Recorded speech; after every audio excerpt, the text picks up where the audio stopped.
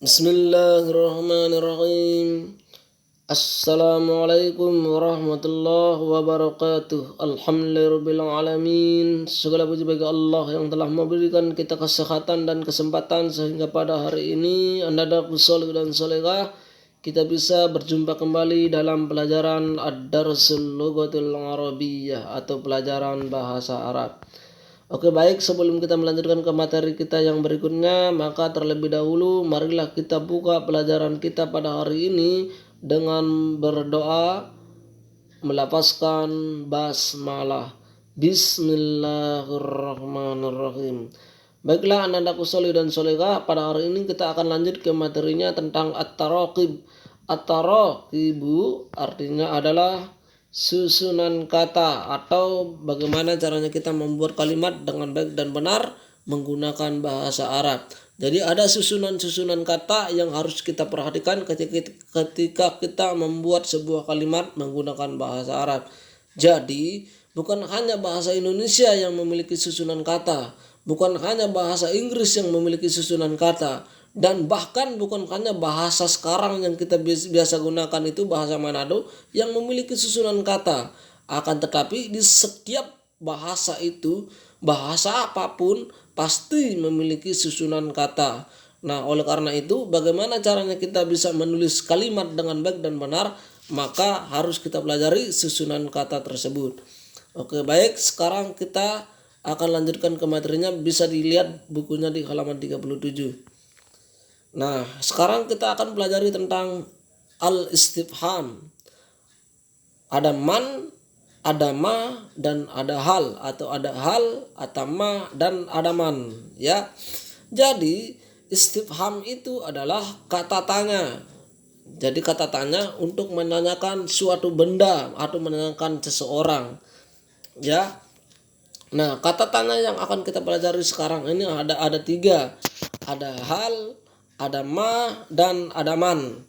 Nah, hal, ma, dengan man ini kita harus tahu artinya juga. Oleh karena itu Ustadz harapkan disimak baik-baik video yang Ustadz sampaikan ini. Yang pertama, ada hal. Hal itu artinya adalah apakah.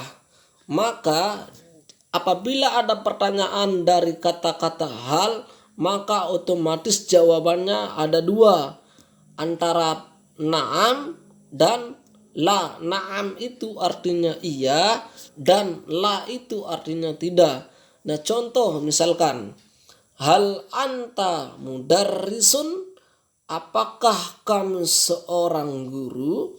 Nah, jika dia adalah seorang guru atau jika kita adalah seorang guru, maka cara jawabnya adalah na'am ana mudarrisun.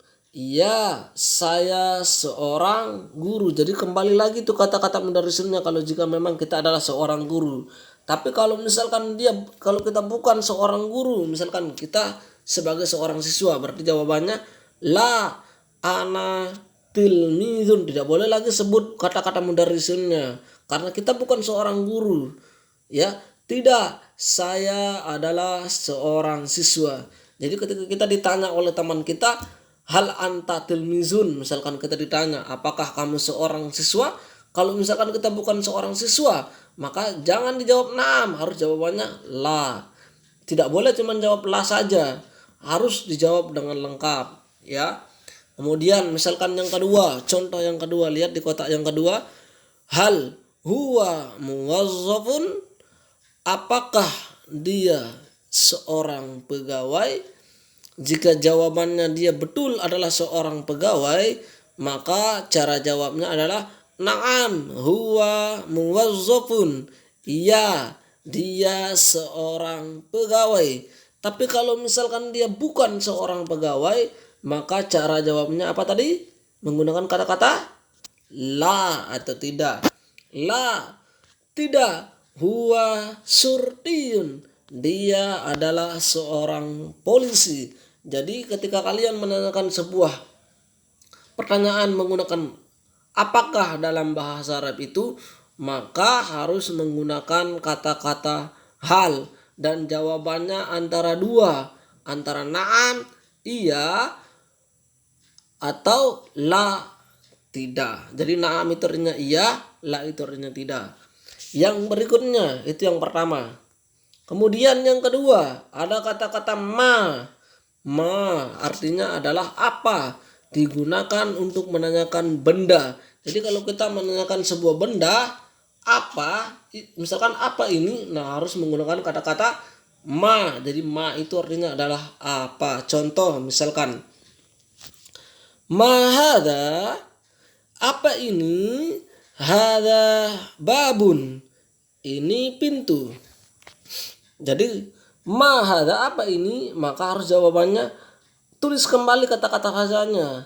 Ini pintu, hada babun, ya. Yang kedua, sekarang yang menunjukkan muannas. Kalau yang di atas tadi muzakkar.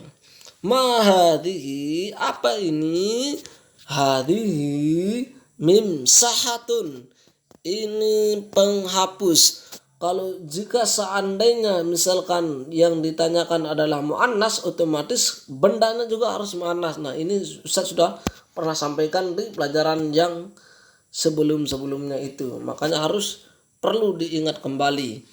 Nah, itu yang kedua. Istifham yang kedua itu ada ma, artinya apa. Nah, sekarang istifham atau kata tanya yang ketiga ada namanya man.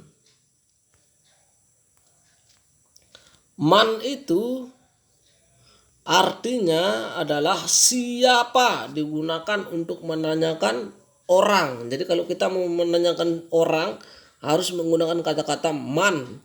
Misalkan ada contoh, man anta, siapa kamu, ana Hamid, saya Hamid. Yang kedua, man hada, siapa ini, hada Umar, ini Umar. Nah begitu seterusnya. Jadi kalau kita menanyakan nama orang harus menggunakan kata-kata man. Kalau ma tadi itu untuk benda, artinya apa. Tapi kalau man itu artinya siapa, jadi beda.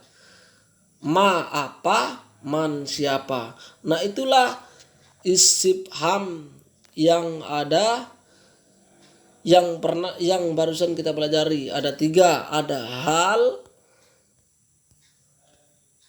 ulang lagi, ada hal, ya, ada ma dan man. Hal artinya apakah, kemudian ma artinya apa, dan man artinya siapa. Jadi itu saja pelajaran kita pada hari ini. Insya Allah minggu depan kita akan lanjutkan ke materi yang berikutnya. Insya Allah minggu depan kita akan ujian formatif, ya. Oleh karena itu Ustaz harapkan semua harus belajar dengan baik, ya. Sekian dari Ustaz. Wassalamualaikum warahmatullahi wabarakatuh.